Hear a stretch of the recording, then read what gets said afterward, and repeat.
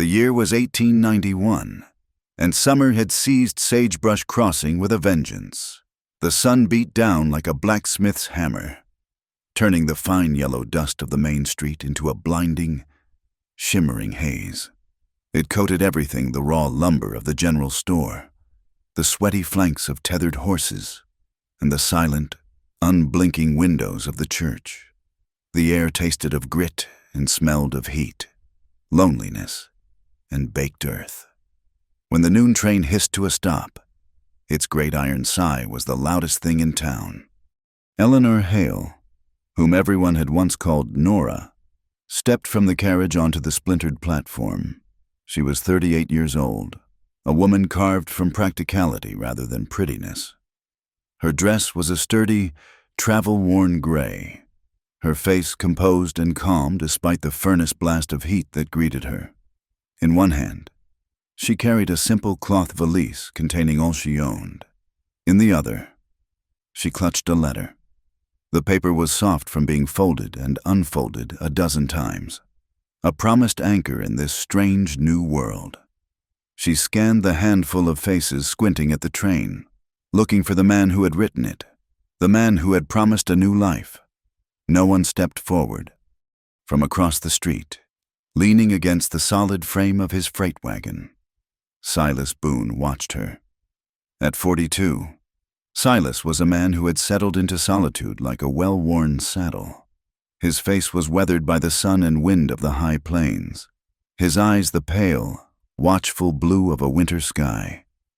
He was in town to load salt licks, a straightforward task that involved sweat and leverage. Not people. He had heard the talk. Of course, a mail-order bride was arriving for some lonely fool. He had no interest in the matter. His wife, Sarah, had been gone 5 years, and the silence she left behind was a presence he had learned to live with. He had no room for new voices, especially not one summoned by a newspaper advertisement. He saw the woman on the platform, her shoulders straight, her gaze steady, and felt a flicker of something he could not name. Pity, perhaps. He pushed it away. It was not his concern. The train gave a final, mournful whistle and began to chug away, leaving Nora alone on the platform. The silence it left behind was quickly filled by whispers, insidious as the dust itself. The whispers swirled from the saloon porch, from behind the curtains of the mercantile. "That's her looks older than her picture must have." A woman's sharp voice, meant to be overheard, cut through the rest. "Too old to be loved again. I'd say, poor creature." Nora's gloved fingers tightened on the letter. She had been a nurse in the war, had held the hands of dying boys and cleaned wounds that would make grown men faint. She had buried a husband taken by consumption. She knew the texture of hardship. The whispers were just noise, another form of dust to be brushed away. She squared her shoulders and walked toward the largest building, Porter's Mercantile, which advertised rooms for let on a sign swinging crookedly in the wind. Deacon Porter stood behind his counter, a man as rigid and unyielding as the sacks of dried beans stacked behind him. He watched Nora approach, his lips a thin, disapproving line. He was the town's arbiter of commerce and morality, and in his eyes, the two were inseparable. "I am looking for a room," Nora said, her voice even. "Just for a night or two." Porter ran a critical eye over her, from her sensible shoes to the faint lines around her eyes. "This is a respectable establishment," he stated. "Not asked. We do not let rooms to unescorted women." "I assure you, my character is sound," Nora replied, keeping her temper leashed. "Character is proven by a husband or a father," Porter sniffed. "Town's got rules, keeps things decent. You have a man to vouch for you." Nora thought of the letter, of the man who was supposed to be here, who was supposed to be that man. A hot flush of humiliation threatened, but she held it back. He was delayed. "It seems—" "Delayed." Porter made the word sound like a lie. "Then you can wait for him. Outside." He turned his back, beginning to polish a stack of tin cups with a rag. The dismissal absolute. As Nora turned to leave, the door to the mercantile burst open. A young girl of about 9, with tangled braids and wide, frightened eyes, ran in, followed by a frantic mother. "It's June!" the woman cried. The wheel hit a rut, threw her right from the wagon seat. Just outside, a small crowd had gathered around a girl lying in the dust. Silas, having finished his business with the freight master, was walking toward his wagon when he saw the commotion. He recognized the child, June, the daughter of a neighboring rancher whose wife had passed last spring. He saw the girl's leg, scraped raw and bleeding from a nasty gash below the knee. Before anyone else could move, Nora was kneeling in the dirt. Her valise was open, and with the calm efficiency of long practice, she took out a clean linen cloth and a small bottle of carbolic. "Hold her still," she said to the mother, her voice gentle but firm. Silas watched, frozen in place. He saw the practiced way she cleaned the wound, her touch sure and steady. The girl, who had been sobbing in terror, quieted under her hands. "It will need a few stitches," Nora said, looking up at the mother. "I have a needle.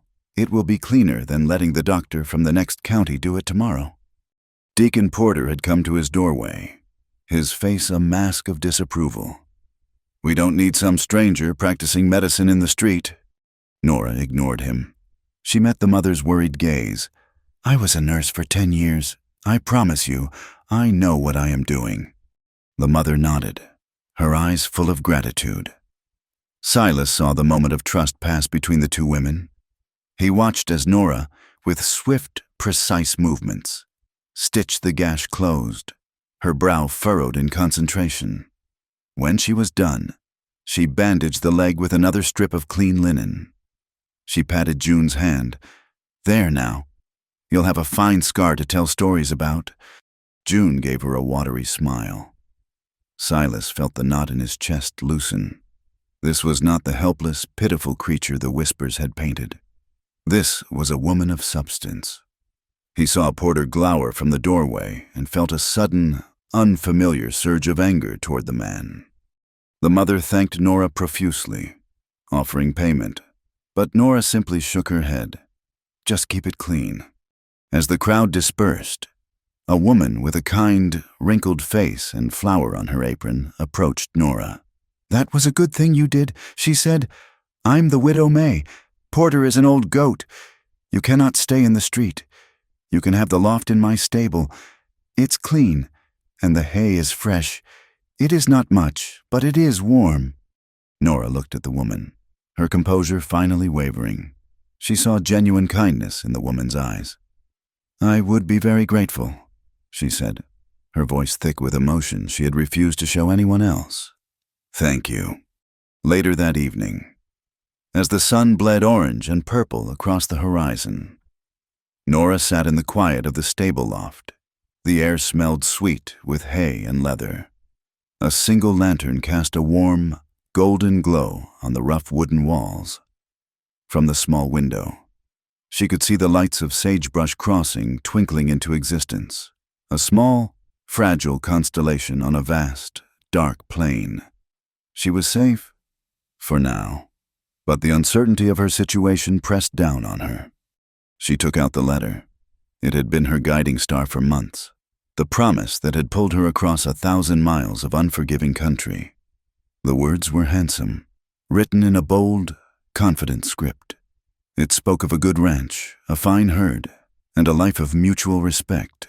It spoke of wanting a partner, not a servant. It was signed, in a decisive flourish, Silas Boone.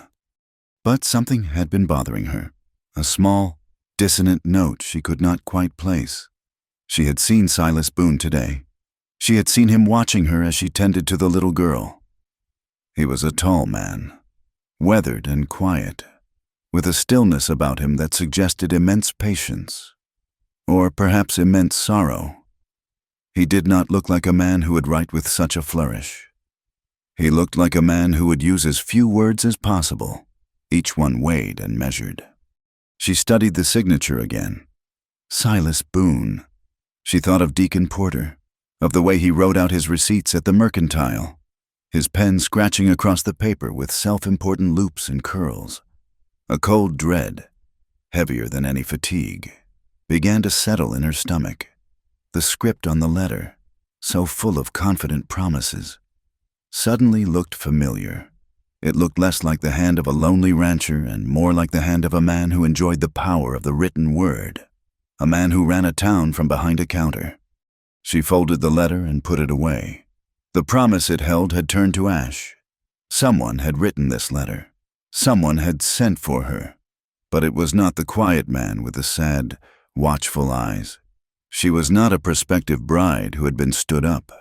She was the victim of a cruel deception, a pawn in a game she did not understand, and in the vast, indifferent silence of the American West, Eleanor Hale was utterly and completely alone. The next morning, the sun rose with the same relentless heat, but Nora Hale met it with a renewed sense of purpose. She had not been forsaken. She had been tricked.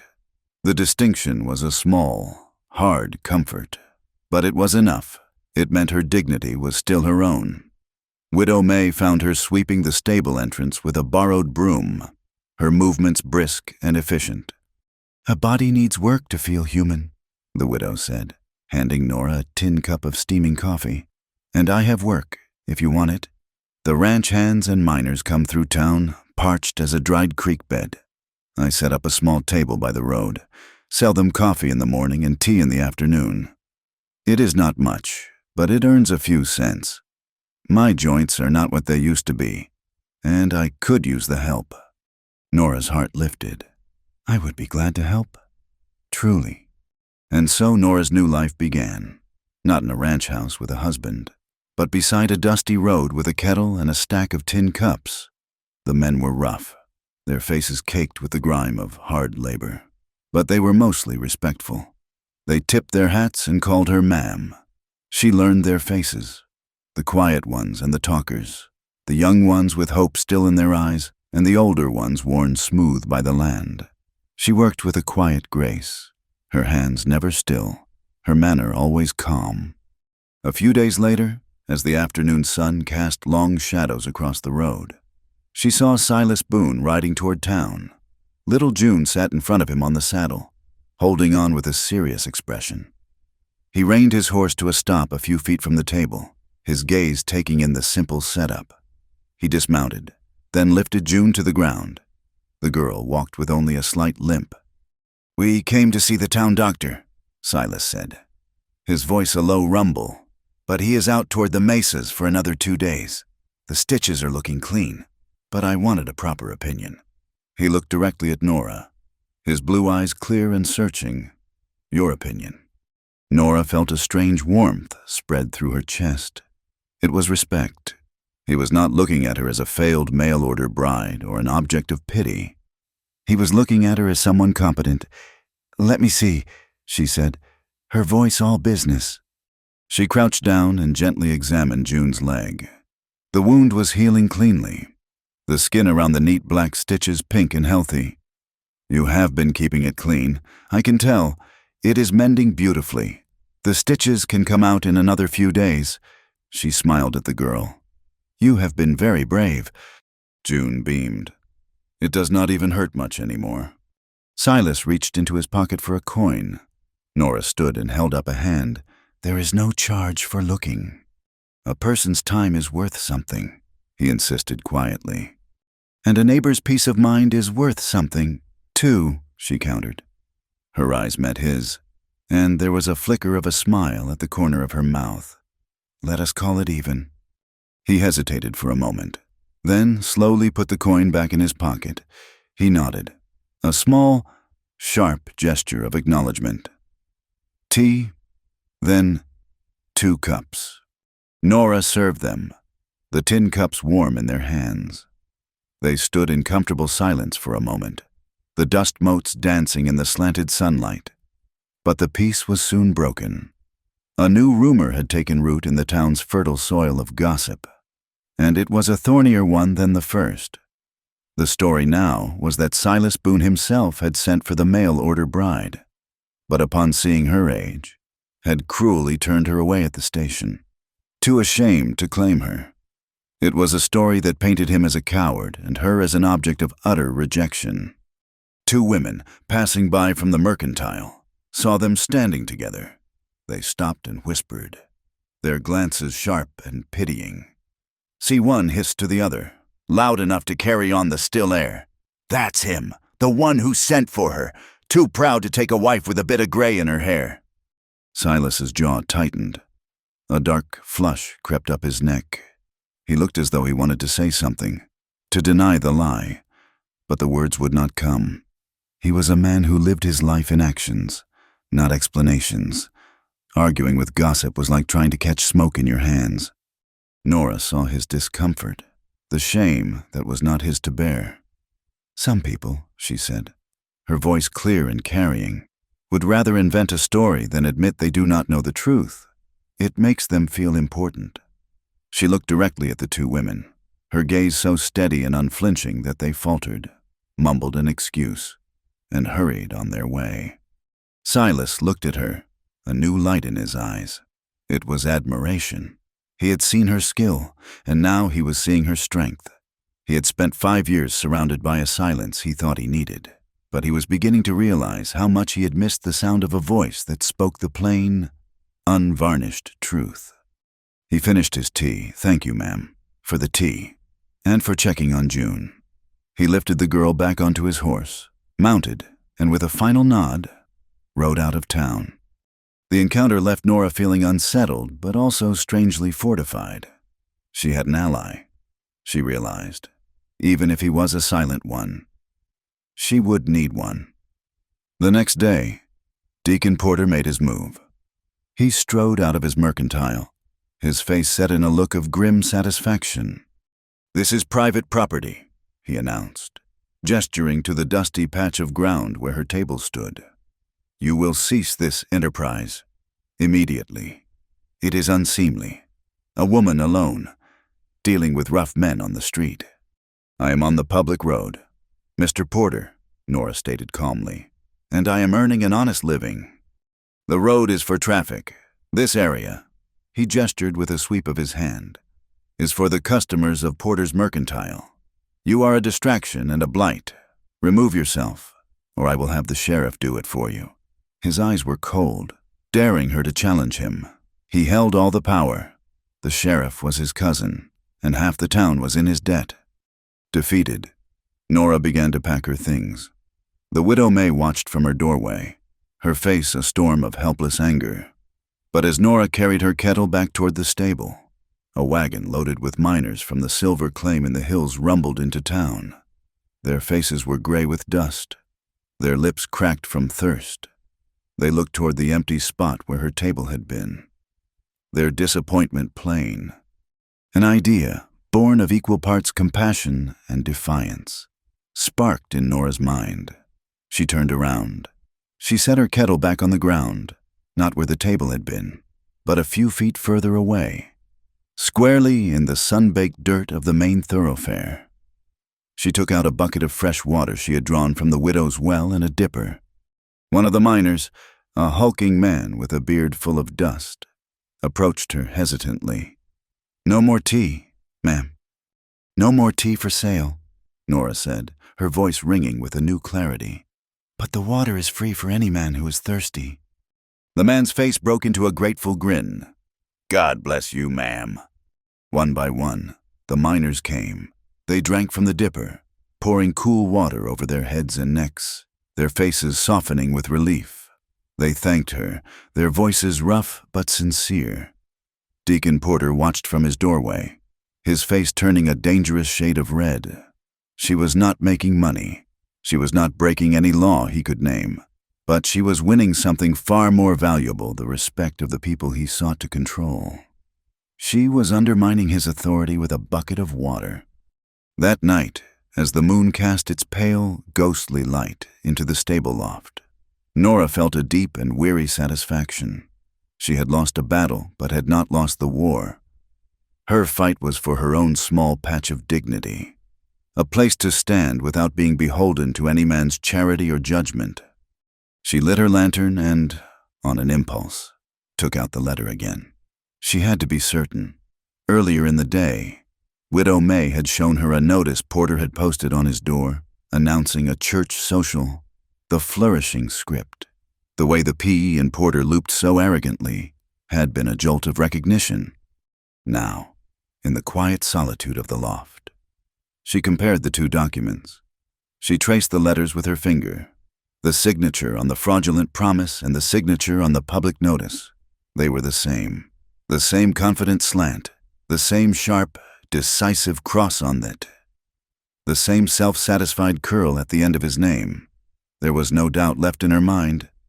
Deacon Porter had not just refused her a room, he had summoned her here. He had brought her across a continent with a lie, for reasons she could only guess at, perhaps to humiliate Silas Boone, a man too upright and independent for Porter's liking, perhaps simply for the cruel sport of it, to watch a woman he deemed too old be cast out and humbled. She stared at the signature, the black ink a stain on the paper. The letter was not a promise of a home. It was a weapon, and it had been aimed directly at her. But he had made a mistake. He had mistaken a nurse for a victim, a survivor for a supplicant. He did not know that she knew how to clean wounds, how to set bones, and how to fight an infection, whether it was in the body or in the heart of a town. The dust of Sagebrush Crossing might be choking, but Nora Hale was finally ready to breathe fire. Sunday arrived like a judgment. The bell in the steeple of Sagebrush Crossing's only church began to toll at dawn, its solemn clang rolling out over the dusty plains, calling the righteous and the curious alike. For Nora Hale, the sound was a summons to an ordeal. To stay away would be an admission of shame, a concession to the whispers that followed her like a shadow. To go would be to walk willingly into a den of lions, to sit and be judged by 100 pairs of eyes. Widow May, tying the ribbons on her best bonnet, would hear none of it. "You hold your head high. Eleanor," she said, her voice firm, "you have done nothing wrong but exist, and if that is a sin in their eyes, then let them answer to God for their own blindness. You will come with me."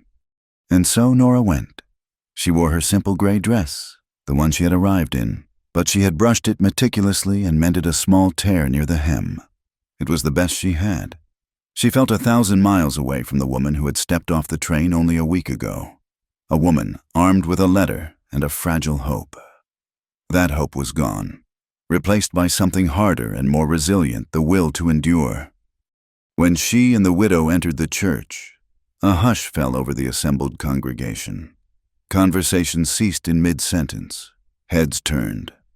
Nora kept her eyes fixed on the simple wooden cross at the front of the church, her back as straight as a fence post. She could feel the stares like physical things, probing and dissecting her. She saw the women who had gossiped by her tea stand, their faces now masks of pious neutrality. She saw the miners and ranch hands she had served, who gave her small, almost imperceptible nods of encouragement. And she saw Deacon Porter standing near the pulpit, his eyes gleaming with a triumphant malice. She and the widow took a seat in a back pew. The air inside was thick with the smell of dry wood, old hymnals, and the faint scent of lavender from the ladies' sachets.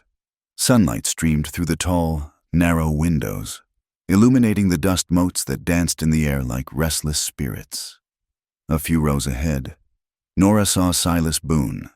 He sat with little June beside him, the girl's leg, now free of its bandage, tucked neatly beneath the pew. Silas's face was unreadable, carved from the same stoic patience as the surrounding hills. He did not turn around. Deacon Porter mounted the pulpit, his Bible held before him like a shield. He surveyed his flock, his gaze lingering for a moment on the back pew. A thin, self-satisfied smile touched his lips before vanishing. He began to preach. His voice, at first, was a soothing balm, speaking of forgiveness and the grace of the Lord. But slowly, the tone began to change. The balm became an irritant. The grace became conditional. He spoke of the sanctity of their community, a small bastion of decency in a wild and untamed land. He spoke of the temptations that sought to undermine their moral foundations, the dangers that could arrive unannounced. disguised as helplessness.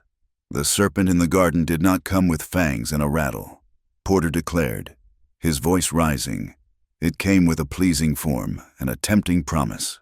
It sought to poison the very heart of paradise. Nora felt her hands clench in her lap. He was talking about her.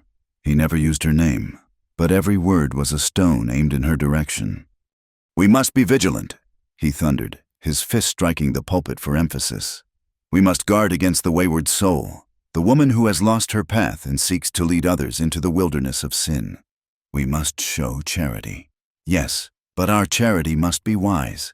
It must not be a blind embrace of that which is unseemly." The word hung in the air, thick and ugly. Unseemly. That was what she was. A woman alone. A woman of a certain age. A woman who offered water to thirsty men. The injustice of it burned in her chest.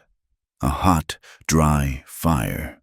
She wanted to stand up, to shout, to tell them all of the letter in her valise, of the lie that had brought her to this place. But she was trapped, pinned in place by propriety and the sheer weight of public opinion. She could only sit and endure it, her face a calm mask that betrayed none of the turmoil within. She chanced to glance at Silas. He was staring at Porter. His jaw set so tight a muscle jumped along its edge. Finally, the sermon ended. A hymn was sung, the voices rising in a strained and uncertain chorus. Then came the collection. A wooden plate was passed along the pews, receiving the clink of coins. When it was done, Deacon Porter was about to deliver the final benediction when a small movement at the front of the church caught his eye. It was June. She had slipped from her seat beside Silas and was walking toward the pulpit. In her hands, she held a small, woven basket. She stopped directly in front of the deacon and held it up. Her voice, though small, was clear as a bell in the sudden, absolute silence. "This is for Miss Nora," she announced. Porter stared at her, dumbfounded. "What is the meaning of this child?" June did not flinch. She looked out at the faces of the congregation. "I took up a collection, from my papa and the hands at the Miller place and some of the miners." "It is for Miss Nora?" she repeated, as if explaining something very simple to a very slow adult, because when the whole town was hot and thirsty, she was the one who gave us all free water. A gasp rippled through the church. It was a child's truth, simple and devastating, and it cut through the deacon's sanctimonious rhetoric like a razor. Porter's face went from white to red in a heartbeat. He looked as if he had been slapped. He opened his mouth to speak, to scold the child, to regain control, but before he could utter a sound, another figure rose. It was Silas Boone. He did not hurry. He moved with a deliberate, unshakable calm that drew every eye. He walked from his pew to the back of the church where Nora sat, frozen in a state of shock and disbelief. The whispers in the church died away, replaced by a silence so profound Nora could hear the frantic beat of her own heart. Silas stopped beside her. He did not look at her at first. Instead, he looked around the church, at the faces of his neighbors, his pale blue eyes missing nothing. Then he looked down at Nora. He reached out and took her gloved hand. His touch was warm and firm, a solid, living anchor in a sea of confusion. Slowly, reverently, he lifted her hand to his lips and pressed a light, gentle kiss to her knuckles. The gesture was so unexpected, so deeply courteous, that another collective breath was drawn by the watchers. Then he spoke. His voice was not loud, but it was filled with a quiet power that resonated in the rafters. He looked toward the pulpit, directly at Deacon Porter, but his words were for everyone. "They say," he began, his voice steady, "that some people are too old to love again." He paused, letting the cruel, whispered phrase hang in the air, exposing it for all to hear. Nora's breath caught in her throat. "I do not know much about love," Silas continued, his gaze sweeping over the congregation, "but I know about decency. I know about kindness.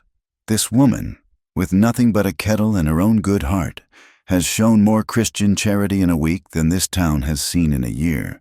When we were thirsty, she gave us drink. When a child was hurt, she mended her. People say she is too old. I say she has brought this whole town back to life." The silence that followed was a living thing. It was a silence of shock, of revelation, of lines being drawn. Then it broke. A low murmur started at the back, among the miners, and spread. An old rancher coughed and nodded his head in approval. Widow May was openly weeping, her face a picture of pride. Deacon Porter stood at his pulpit, his face a thunderous mask of pure, unadulterated rage. He had been challenged and defeated in his own sanctuary, his hypocrisy laid bare by a child's honesty and a quiet man's courage. Silas, still holding Nora's hand, gently tugged. "Come on," he said softly. "Let's get some air." He led her out of the church, through the stunned congregation, and into the blinding white sunlight. The air outside was hot, but it felt clean. The sounds of the town, the nicker of a horse, the distant clang of the blacksmith's hammer, rushed in to fill the vacuum of the church's silence. A lamb bleated from a pen behind the mercantile, a lonely, innocent sound. Nora's mind was reeling. She felt a surge of gratitude so powerful it almost brought her to her knees. For the first time since her husband's passing, someone had stood for her. Someone had defended her honor. But beneath the gratitude, a cold tendril of fear was taking root. She looked up at Silas, at his strong, weathered profile. "You should not have done that," she whispered, her voice trembling. "I should have done it sooner," he replied, his gaze still fixed on the horizon. "He will not let this go," she said, thinking of Porter's face. "He will make you pay for this. He will make us both pay." A new, terrible thought surfaced. "People will think, they will think I am clinging to you, that I am a burden you have taken on out of pity." Silas finally looked down at her, and for the first time, she saw a flicker of a smile in his eyes. It softened the harsh lines of his face, making him look younger. "Let them think what they want," he said, his voice gentle. "We know the truth, and today, for the first time in a long while, the truth got to speak its piece in Sagebrush Crossing." He gave her hand a light squeeze before releasing it, but the warmth of his touch lingered long after he had let go. The aftermath of that Sunday service settled over Sagebrush Crossing like a fine, uneasy dust. Deacon Porter's public humiliation had not softened him. It had tempered him into something harder and more dangerous. He retreated into a stony silence, but his eyes, whenever they fell upon Nora or Silas, held the cold promise of retribution.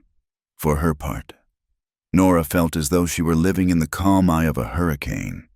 The public defense from Silas had been a balm to her spirit, but she knew it was not a shield. A man like Porter did not fight with fists, but with whispers, debts, and the slow, crushing weight of social ruin. She needed more than a moment of public sympathy. She needed a weapon of her own. She needed proof. Her mind kept returning to the letter, to the elegant, looping signature that mocked her from the page. She found the town's schoolteacher, a mild-mannered man named Elias Abernathy with spectacles and a perpetually ink-stained forefinger, stacking books in the small schoolhouse after the children had gone home. He was a man who believed in facts and order, a rare commodity in this town. Nora laid the letter on his dusty desk next to a copy of Porter's church social notice. "Mr. Abernathy," she began, her voice low and steady, "you are a man who understands the nuances of the written word. I would ask for your expert opinion. Would you say these two documents were written by the same hand?" Elias Abernathy picked up both papers, holding them to the light of the window. He peered at them through his spectacles, his brow furrowed in concentration. He hummed to himself, tracing the curve of AP with a clean fingernail, then the sharp angle of AT. He was silent for a long, agonizing minute. "The slant is identical," he said at last, his voice barely above a whisper. "The pressure, the spacing, See here, the flourish on the final letter. It is an affectation, a mark of pride. It is a perfect match." He looked at Nora over the rim of his glasses, his eyes wide with the implication. "But this letter, it is signed by Silas Boone." "And Silas Boone," Nora said, "is a man who writes his name like he is driving a nail, straight, plain, and with no wasted motion." Abernathy set the papers down as if they were hot. "This is a serious accusation. Miss Hale—" "I know," she replied. "And an accusation is not enough. I need something more, something undeniable. A business ledger, perhaps. A record of debts." The schoolteacher understood at once. Porter's ledger, in which he meticulously recorded every cent owed to him by the townsfolk, was a public record of sorts, and a symbol of his power. It sat on the counter of his mercantile for all to see. It would be a perfect comparison. Abernathy breathed, catching her meaning. "But he guards that book like a hawk." Their chance came 2 days later, when a drummer arrived with a wagon full of new goods. Porter, distracted by the prospect of haggling over bolts of calico and barrels of nails, left the store in the charge of his slow-witted nephew, with the widow May creating a diversion by inquiring loudly about the price of sugar. Nora and Abernathy slipped up to the counter. The ledger lay open. Abernathy, with the practiced eye of a scholar, scanned the page, his gaze landing on a recent entry. He pointed. There, side by side. The signature from the letter and the signature in the ledger were not just similar. They were identical twins. The proof was absolute. A cold, hard fact in a town built on rumor and opinion. But Porter's revenge had already been set in motion. He had found his own weapon. A surly, unemployed ranch hand named Clive. A man with a perpetual grudge and a thirst for cheap whiskey. A quiet word. A few coins pressed into a grubby palm. And the deed was done. Silas discovered it the next morning. The small creek that he had diverted to feed his water troughs had slowed to a muddy trickle. He followed it upstream and found the cause a crudely built dam of rocks and logs, choking off the flow. It was the work of an hour to clear it. But the message was clear. It was a petty act, but it was a declaration of war. An attack on a man's water in this dry country was an attack on his life. The next day, nature itself joined the battle. The sky, which had been a pale, washed out blue for weeks, began to turn a sickly yellow-brown. The wind picked up, not with the clean rush of a summer breeze, but with a hot, menacing breath that carried the taste of grit. The old-timers sniffed the air and squinted at the horizon. "Duster's coming," they muttered, and began to secure their livestock. By noon, the world had turned to a roaring, blinding tempest of sand and soil. The sun was blotted out, the day reduced to a suffocating twilight. The wind howled like a banshee, ripping shingles from roofs and hurling tumbleweeds through the deserted streets. Dust seeped through every crack, under every door, coating every surface with a fine, gritty film. It was impossible to see, impossible to breathe, impossible to think. At his ranch, Silas worked with a grim, focused intensity.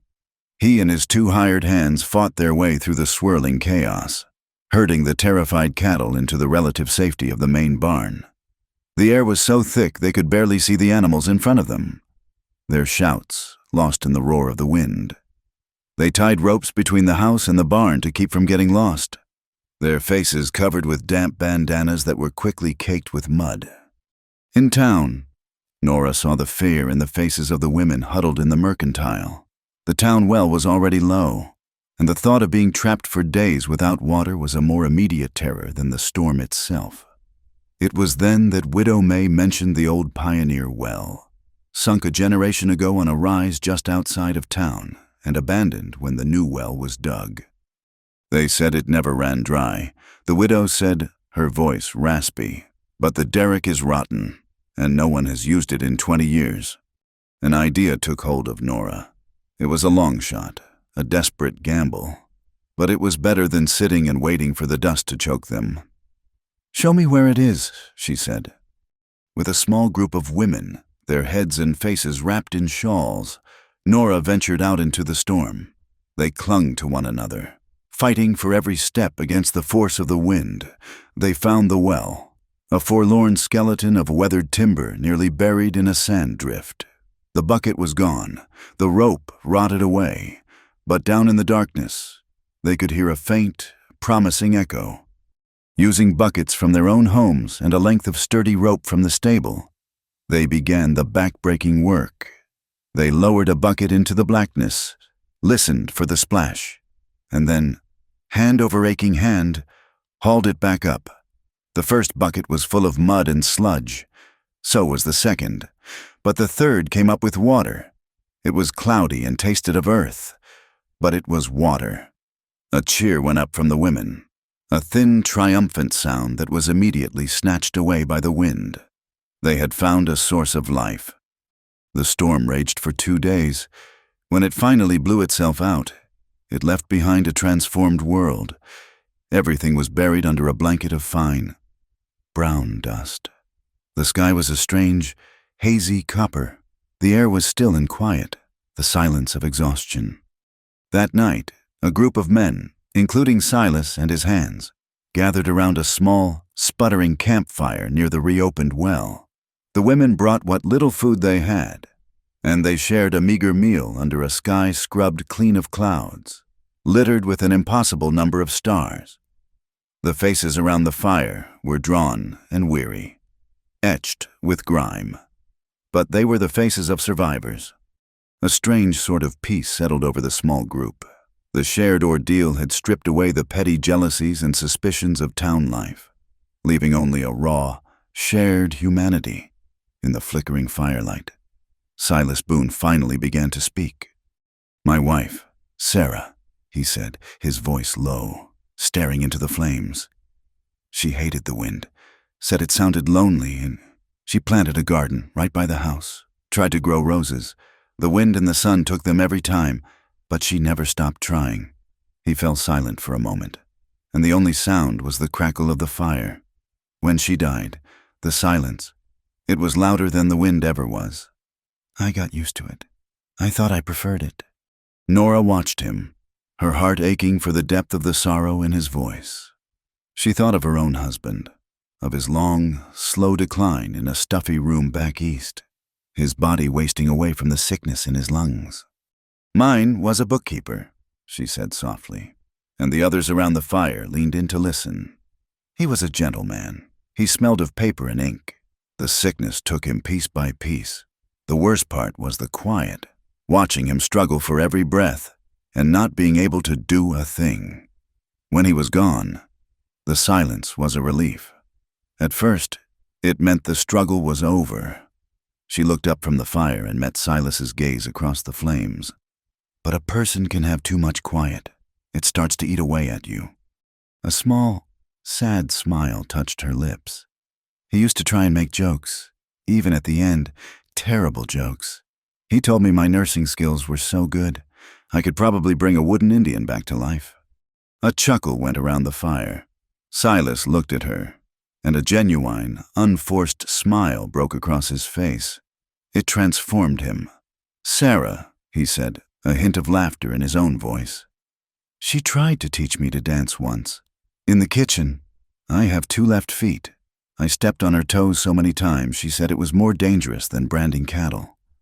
They looked at each other and laughed, a shared, weary sound that held both sorrow and release. It was a laugh that acknowledged the absurdity of trying to grow roses or dance in a world so full of wind and dust and silence. It was the sound of 2 lonely people recognizing the same deep ache in each other, in the warm, golden glow of the firelight, surrounded by their tired but grateful neighbors. They were no longer just a rancher and a nurse. They were 2 souls who had weathered the same storm and had found, in the quiet aftermath, the beginning of a shared language. The fragile peace that followed the dust storm was a borrowed thing, and the debt came due in the dead of night, a rogue wind, smelling of scorched earth and something else, something acrid and wrong. rattled the window of the stable loft where Nora slept. It was the sound that woke her first, but it was the light that brought the terror. A flickering, malevolent orange glow was blooming against the dark sky to the east, in the direction of Silas Boone's ranch. Fire! By the time she and a handful of awakened townsfolk reached the ranch, the main barn was a roaring inferno. Flames licked up the dry timber walls and devoured the hayloft, belching a column of black, greasy smoke into the starry sky. The air was filled with a hellish symphony, the roar of the blaze, the sharp crack of splitting beams, and the panicked, high-pitched bawling of terrified cattle. Men shouted, their figures silhouetted against the terrible light, running ineffectually with buckets that seemed to hold mere thimbles of water against a burning ocean. Silas was in the heart of the chaos, his face grimed with soot, his eyes wild. He was trying to drive the last of the herd from an attached corral as embers rained down around them. He moved with a desperate, focused rage, a man trying to wrestle his life's work from the jaws of a monster. Nora took in the scene not with panic, but with the cold, swift assessment of a field nurse at a battle. She saw the disorganized effort, the wasted motion, the fear that paralyzed true action. This was a wound, and it had to be treated with discipline, not hysterics. "Stop throwing water at the roof," she commanded, her voice cutting through the din with an authority that made men twice her size stop and turn. "We cannot save the barn. We save what is next to it, the house. The corrals. Form 2 lines, one to the well, one to the stock tank. And someone get me every heavy canvas tarp you can find." She spotted a pile of lime near a half-finished privy. "You two," she pointed at a pair of stunned ranch hands. "Mix that lime with water. Make a slurry. We will paint the nearest fence posts and the side of the house. It will slow the flames." It was the language of the battlefield, of making do, of triage. The men, accustomed to taking orders, obeyed. The chaos began to cohere into a desperate, rhythmic effort. The bucket lines formed, one snaking from the well, the other from the big stock tank, their movements becoming a grim, efficient dance. Nora directed the placement of the heavy, water-soaked tarps, draping them over the fences closest to the fire, creating a steaming, hissing barrier against the radiant heat. She was everywhere at once, her face set, her voice calm and clear. A small, gray-clad general in a war against a raging element. It was in the midst of this battle that a new, more terrible cry went up. "June! Where is June?" It was Silas who bellowed her name, his head whipping around, his eyes scanning the chaos. The girl, who had been sleeping in the ranch house, was not in her bed. A wave of collective dread washed over the exhausted firefighters. Then, a weak shout was heard from near the burning barn, from a small, connected shed used for birthing calves. "Papa, I am in here." June. She had gone back for a newborn calf, a small, spindly creature she had taken to feeding from a bottle. A collapsing section of the barn roof had partially blocked the shed door, trapping them inside. Smoke was pouring through the gaps in the plank walls. A primal fear, cold and sharp, pierced Silas's heart. He started for the shed, a raw cry tearing from his throat. But a panicked steer, its eyes rolling white with terror, broke from the herd and charged, forcing him back. Before anyone else could move, Nora acted. She grabbed a horse blanket from a railing, plunged it into a water trough until it was saturated, and wrapped it around her head and shoulders. Without a second's hesitation, she ran toward the shed, a small, determined figure plunging into the mouth of the furnace. The heat was a physical blow. The smoke was a thick, choking blanket that stole the air from her lungs. Inside, it was a red and black nightmare of swirling embers and suffocating gloom. She found June huddled in a corner, coughing violently, her small body curled around the terrified calf. "Come on, child." Nora's voice was a muffled command through the wet wool. "We have to go now." She half-dragged, half-carried the girl, and shoved the stumbling calf toward the blocked doorway. With a strength born of pure desperation, She threw her shoulder against the splintered wood, forcing it open just enough for them to squeeze through. They emerged into the open air, gasping, choking, their lungs burning, but they were alive. As Nora fell to her knees, pulling June into her arms, Silas finally cornered the panicked steer and looked back just in time to see them emerge. A wave of relief so profound it almost buckled his legs washed over him. At that same moment, he saw a figure trying to slip away from the chaos, a man keeping to the deepest shadows at the edge of the firelight. It was Clive. All the fear, all the rage, all the violation of the night coalesced into a single point of white-hot fury. With a roar, Silas launched himself at the man, tackling him to the ground. They rolled in the dirt, a tangle of limbs and curses. It was not a skillful fight. It was a raw, brutal explosion of violence.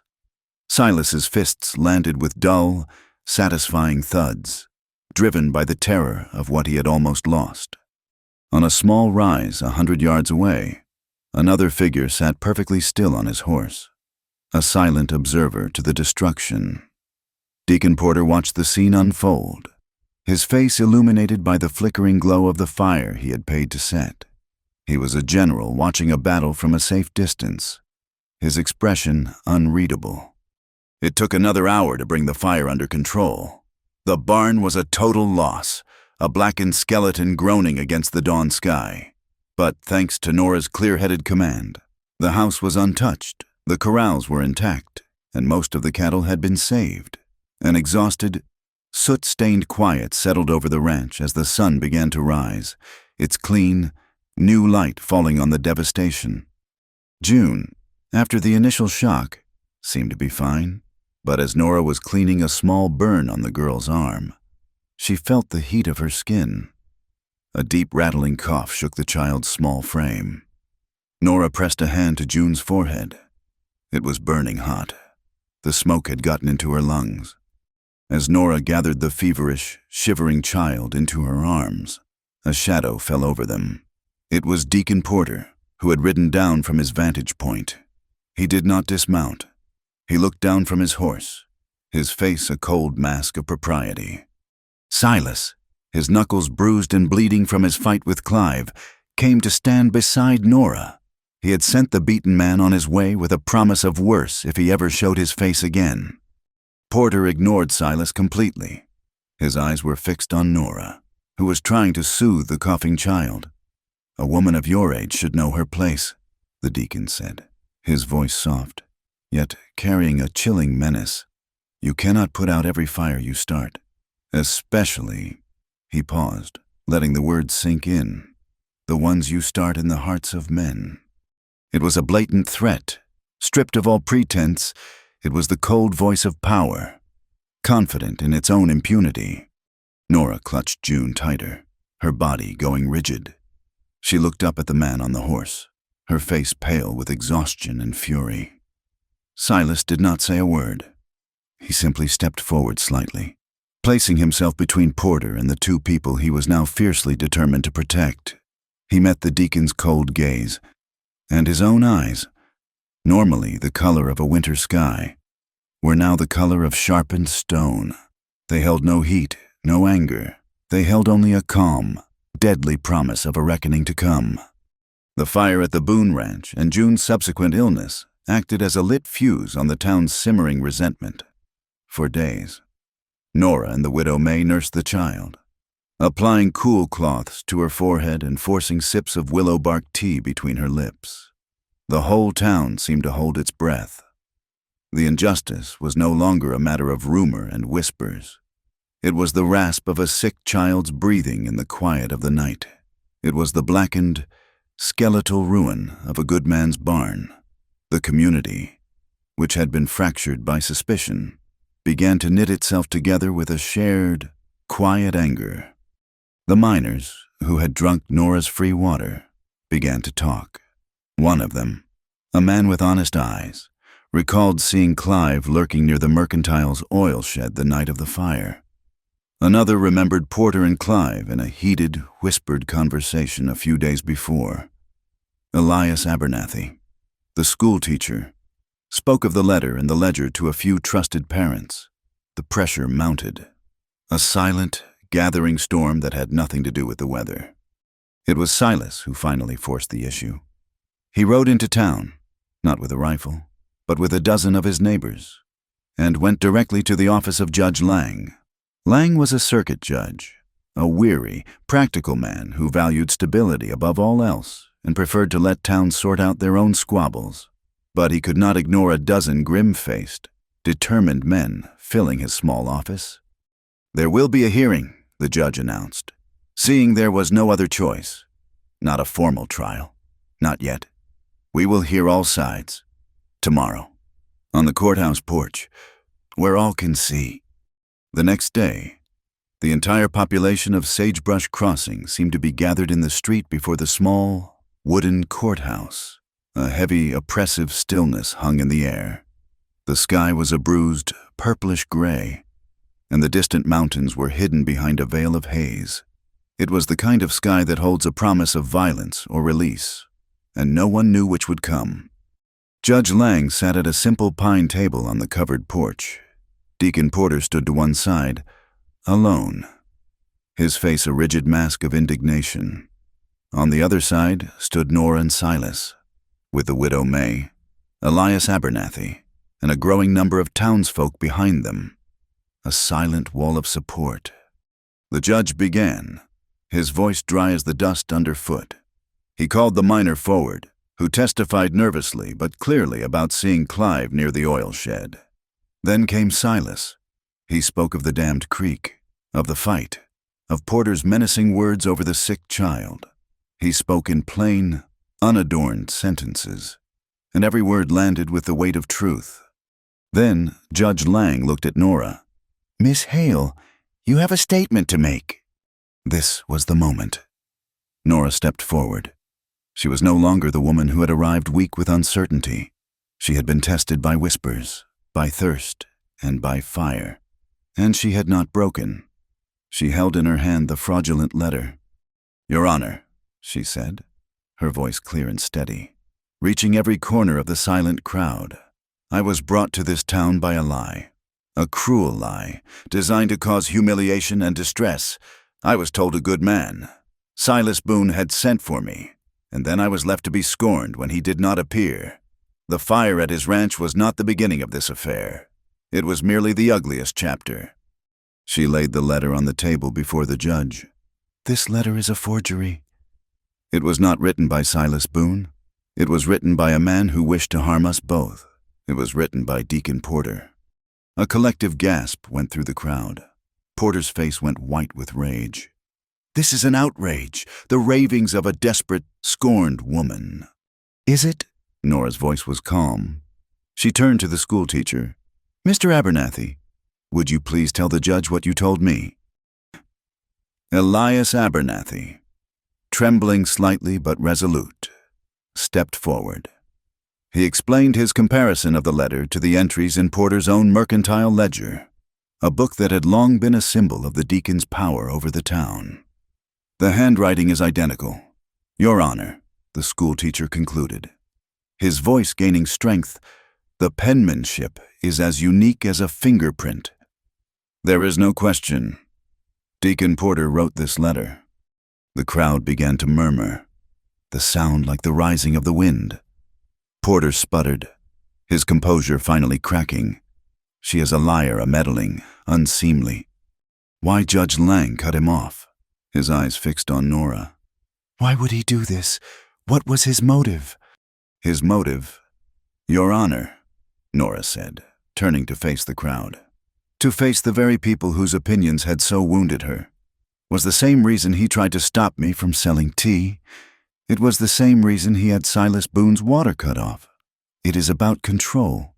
I offered thirsty men a free drink of water, a small thing, but in doing so, I offered them a choice that was not his. He could not abide that. He brought me here to be a public lesson. He wanted to see me broken and driven out, to show everyone in this town what happens to those who do not depend on his good graces for their survival. The truth of it settled over the crowd, stark and undeniable. They had all felt the weight of Porter's control. in the prices he set, in the credit he extended, in the moral judgments he handed down from the pulpit. Nora had simply given it a name. It was then that the first drop of rain fell, a single fat droplet that struck the dusty ground with a soft puff. Another followed, then a third. A sudden gust of wind rattled the courthouse sign, carrying with it the cool, clean scent of wet earth. As if the rain were a signal, a confession, Clive, who had been held in the sheriff's office, was brought out. His face was a mess of bruises, his defiance gone, replaced by a sullen fear. He saw the faces of the crowd. He saw the judge, and his resolve crumbled. He admitted everything. Porter had paid him, first to dam the creek, then to set the fire. The rain began to fall in earnest now, a steady, determined drumming on the wooden roof of the porch. It ran in clean rivulets through the thick dust on the street, washing it away. The oppressive, heavy air began to clear. Judge Lang stood up. His face, which had been weary, was now set like granite, over the rising sound of the downpour. He delivered his judgment. Clive Miller, I find you guilty of arson and sentence you to 10 years in the territorial prison. He then turned his hard gaze on Porter, who seemed to shrink under the weight of it. Ezra Porter, I find you guilty of fraud, slander, and conspiracy to commit destruction of property. You will make full restitution to Silas Boone for the loss of his barn and livestock. You will pay a fine to this town that will ensure you feel the sting of this for a long, long time. And as of this moment, you are no longer a deacon of the church or a man of any official standing in this community. A roar went up from the crowd, a joyous, cathartic sound that mingled with the drumming of the rain. It was the sound of a fever breaking, of a long thirst being slaked. Porter stood alone, his face ashen, his mask of righteousness finally and completely shattered. The rain soaked his fine coat, plastering his hair to his scalp, making him look like a scarecrow that had been left out in a storm. Silas moved to Nora's side and, without thinking, put a protective arm around her shoulders. The cool, clean rain fell on them both, washing away the soot and the grime, the fear and the suspicion. It felt like a baptism. As Nora leaned into his strength, she looked out at the faces of the people of Sagebrush Crossing, their upturned faces washed clean by the storm, and she realized she was not a stranger here anymore. The rain was washing the whole world new, and for the first time since she had stepped off the train, Nora Hale felt like she might finally be home. The first sign of the town's healing was the sound of June's laughter. After 3 days of a fever that had held Sagebrush Crossing in a state of anxious prayer. The child awoke one morning with clear eyes and a fierce appetite. When Nora brought her a bowl of broth, June threw her small arms around Nora's neck and buried her face in her shoulder. "Aunt Nora," she whispered into the gray fabric of her dress, her voice still weak but full of a child's simple, absolute love. "You stayed." "I stayed," Nora whispered back, her own voice thick, stroking the girl's tangled hair. For all the years she had spent mending the bodies of strangers, it was the mending of this small, fractured family that finally began to heal the oldest wounds in her own heart. Life began to settle into a new rhythm, marked by the sounds of rebuilding. At the Boone Ranch, the air filled with the rhythmic pounding of hammers and the clean, sharp scent of newly sawn pine. Silas, with the help of his neighbors, began to raise the frame of a new, smaller barn. He worked with a quiet, relentless energy, his muscles straining, his face set in a look of grim determination. He was not just rebuilding a structure, he was reclaiming his life from the ashes, one nail, one board at a time. In town, Nora began her own construction. With the widow May's blessing, she set up a permanent table in front of the stable, a more sturdy affair with a clean oilcloth cover. A neatly painted sign appeared, hung from a post, "Nora's Tea and Tinctures." She still served hot, strong tea to the miners and ranch hands. But now her offerings expanded.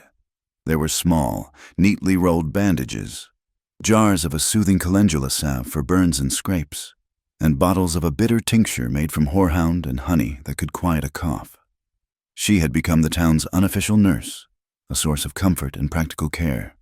People no longer saw her as the mail-order bride who had been left at the station.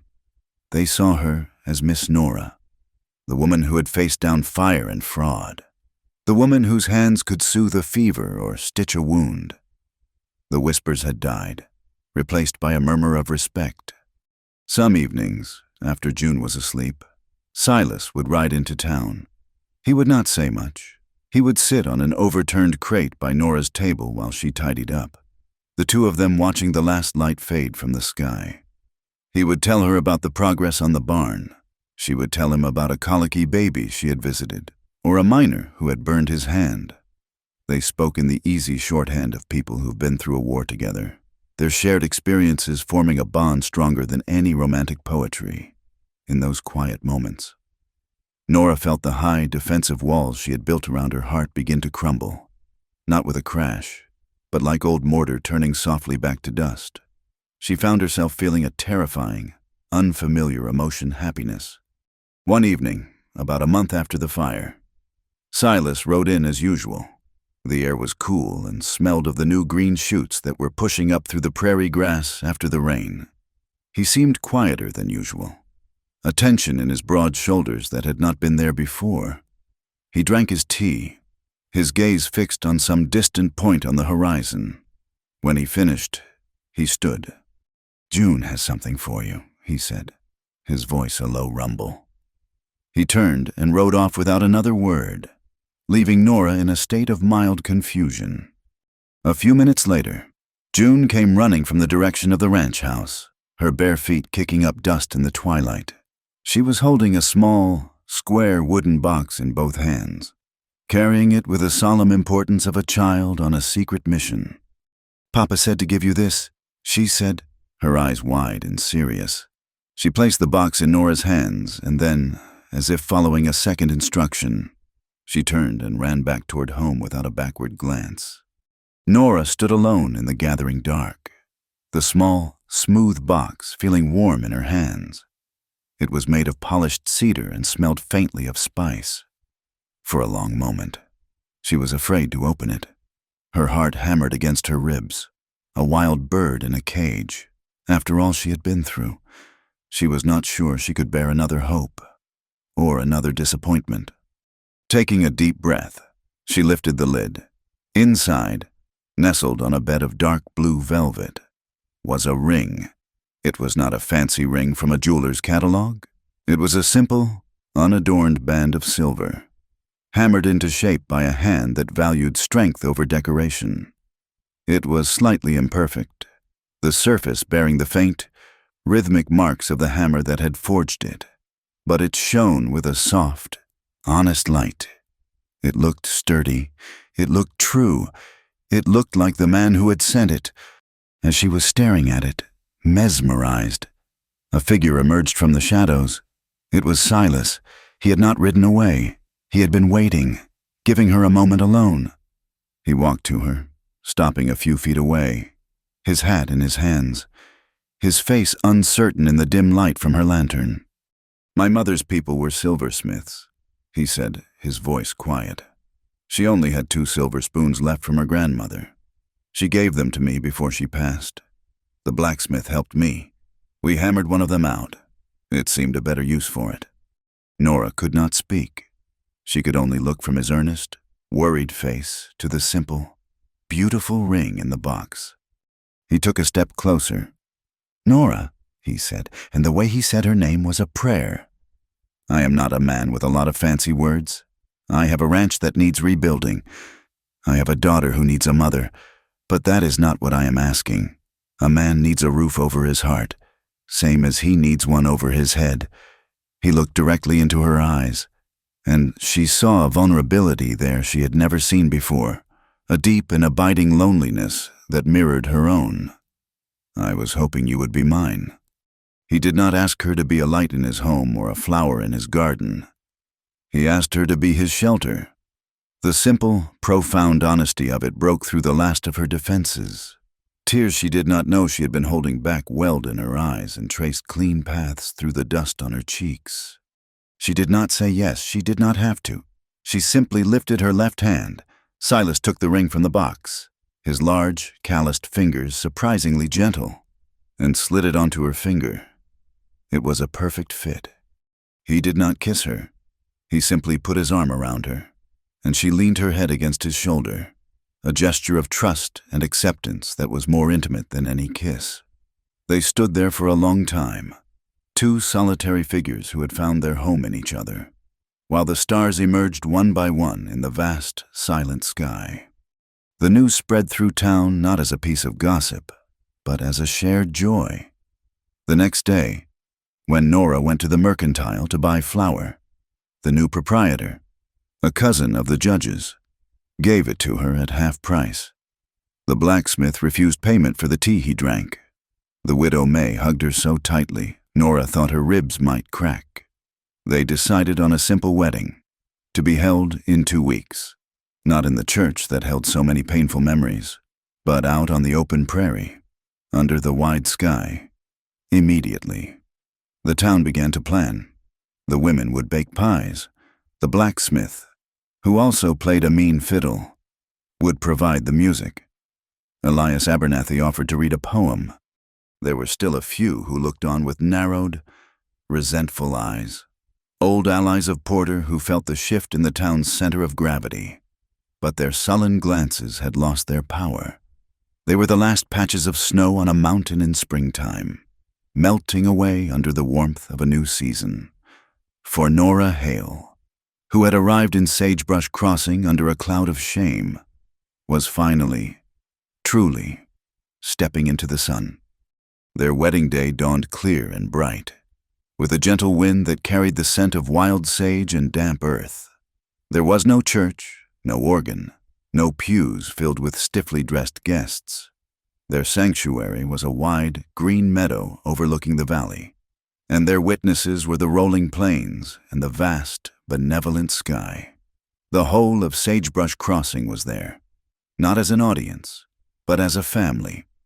Nora wore a simple cream-colored dress the women of the town had sewn for her, its only adornment a sash of blue ribbon that matched the color of Silas's eyes. In her hair, she wore a crown of small, purple wildflowers that June had picked for her that morning. Silas stood waiting for her in his best suit, his large hands scrubbed clean, his face a study in nervous, hopeful solemnity.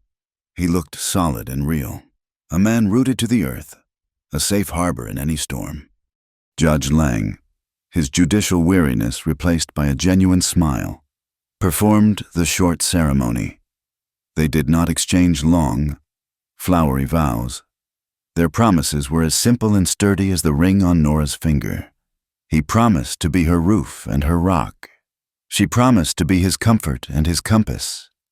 When the judge pronounced them husband and wife, a cheer went up from the assembled crowd, a sound of pure, unadulterated joy that scattered a flock of birds from a nearby cottonwood tree. The celebration that followed was a testament to the town's own healing. Tables, cobbled together from barrels and planks, groaned under the weight of a dozen different kinds of pie. The blacksmith set his hammer aside and took up his fiddle, and the lively, joyful tunes had even the most somber ranchers tapping their feet. Children, their faces sticky with berry juice, ran up the nearby hillsides, their kites soaring and dipping on the prairie wind. It was a picture of simple, hard-won peace. From the window of the mercantile, a pair of eyes watched the distant celebration. Ezra Porter, his face pale and drawn, saw the small figures dancing, heard the faint, happy strains of the fiddle music. He had been stripped of his power, his wealth diminished by fines and restitution, his name now a synonym for deceit. There was nothing left for him here. The next morning, as the sun rose, he boarded the eastbound stage with a single, small suitcase, leaving Sagebrush Crossing without a word or a backward glance. He simply vanished, like a bad dream upon waking. That evening, after the last of the guests had departed, after a sleepy June had been tucked into her bed, Nora sat on the porch of the ranch house, a pen and a piece of paper in her lap. The new barn stood nearby, a dark, solid silhouette against the deepening twilight. A single lamp cast a warm, golden glow from the window. She was not writing to anyone living. She was writing to her mother, a conversation she had been having in her heart for weeks. "Dearest Mama," she wrote, the words flowing from a place deep inside her. "You always told me that a woman's heart was like a well-tended garden, that it needed good soil and gentle hands to flourish. For so long after Papa died, I thought my garden had turned to dust. I came to this place expecting nothing more than a patch of dry, hard ground, a place to see out my days with a measure of dignity. I thought I was too old to love again, that the season for planting had long passed me by." She paused, looking out at the vast, star-dusted darkness. The wind whispered through the new timbers of the barn, a soft, lonesome sound that was no longer lonely. It turns out the heart knows the way home, even when the mind has forgotten the map. I have found a man whose goodness is as deep and quiet as the earth itself. I have found a daughter whose laughter is like a spring rain. I have found a community that has learned to be kind. The soil here is not dry, Mama. It is rich and full of promise. We have survived the wind and the dust and the fire, and in the quiet that follows the storm, we are finally beginning to grow." She folded the letter. Though she had nowhere to send it, the act of writing it had been enough. It was a closing of one book and the opening of another. Silas came out and sat beside her on the top step, his presence a warm and solid comfort in the cool night air. He slipped his arm around her shoulders, and she leaned her head against him, the simple silver band on her finger cool against her skin. "What are you thinking about?" he asked, his voice a low rumble. "The future," she said softly. "I was thinking about the children here. Elias Abernathy does his best, but he cannot teach them everything. They need to know more than just their letters and numbers. They need to know how to set a bone, how to identify which plants can be used for a fever and which are poison. They need to know how to stay healthy." Silas was quiet for a moment. "Considering a school," he said, "a proper one. And a clinic," she added, the idea taking shape as she spoke it. "A room where I can keep supplies, where people can come when they are sick or hurt." He nodded slowly, a smile touching his lips in the darkness. "And water," he said. "This land is always thirsty. We were lucky with the old well. We should not have to depend on luck. We could start a fund, a community fund, dig a new, deeper well, build a cistern to hold the rainwater, something for everyone, so no one ever has to depend on one man's charity or suffer from one man's greed again."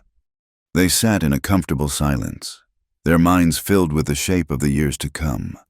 They were not just husband and wife. They were partners, builders. They had come together not in the bloom of youthful passion, but in the steady, clear light of autumn, a love forged in adversity and tempered by respect. Later, as they prepared for bed, Nora looked out the window. The moon had risen over the dark crest of the red mesa, casting a brilliant, silvery light over the land. It was the color of the ring on her finger. The light silvered the roof of the new barn, the leaves of the cottonwood trees, and the damp, dark earth of the prairie, where a million tiny, green shoots were pushing their way toward the sky. The west was still a wild and unforgiving place, but tonight, under the peaceful, watchful eye of the moon, it felt a little less wild and a great deal more like home. Thank you for listening to our story. Please comment where you are listening from so we can all connect and share our thoughts. And do not forget to subscribe to my channel Wild West Night, like the video, and support us further by pressing the hype button so this story in the video can be heard by more people.